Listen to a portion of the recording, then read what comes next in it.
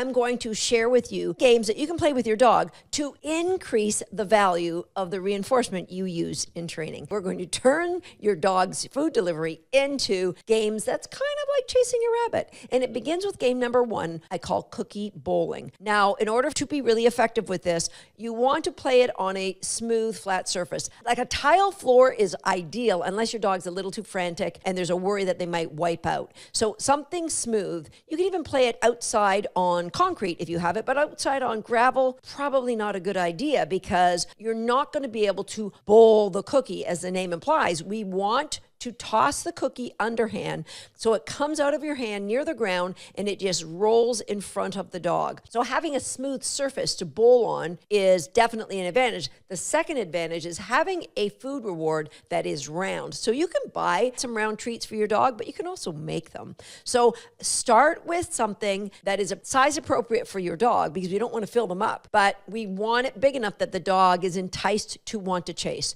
So all that you do is you take the dog by the harness or by the collar. You're going to pull them back a little bit, get them excited, show them the cookie, say ready, steady, or words that encourage them, and then toss the cookie right under their nose, not too far away. The first toss is no more than your dog's body length away. And you're going to toss it and tell the dog search. Once that you do that, you're going to get up and run in the opposite direction. So the dog will eat the cookie and then have to come and chase you. And guess what happens when they chase you down?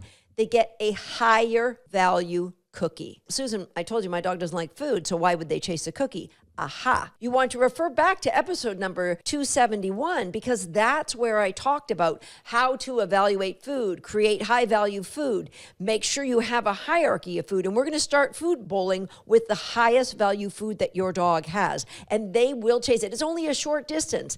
You're going to gradually increase that distance so you can cookie bowl, turn and run, watching your dog as they pick it up. And then you're going to be quiet. You're going to resist the urge to cheerlead. Watch the dog pick up the food. When they turn, they see you running, and when they catch you up, you're going to give them a high value reward and give them a lot of celebration. When you run away from the dog, when you throw the cookie, you don't want to run too hard. You don't want to run too fast. Remember, a rabbit that's too far from the dog's not going to want to chase. So maybe run on the spot until the dog picks up the cookie and then pretend to run a couple of steps. The dog doesn't have very far to go. They catch you up. They get another higher value cookie.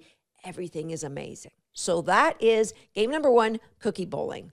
Game number 2, we now have a dog who we know will be keen to chase that cookie. We're going to go into a corner. So it's cookie bowling into a corner. We want to get at least 6 to 10 body lengths away from your dog before we start this. By throwing it in the corner, we can control how that dog turns, and therefore we're going to be able to run further away. Because we're able to go a larger distance away, because we're throwing into a corner, because the corner is controlling the turn, you can run as soon as the dog picks up the cookie and run as fast as you can. Keeping a connection with your dog, don't just turn and ignore them, keeping that connection as you run away, but this time you'll probably be able to get further away and get that dog to move faster.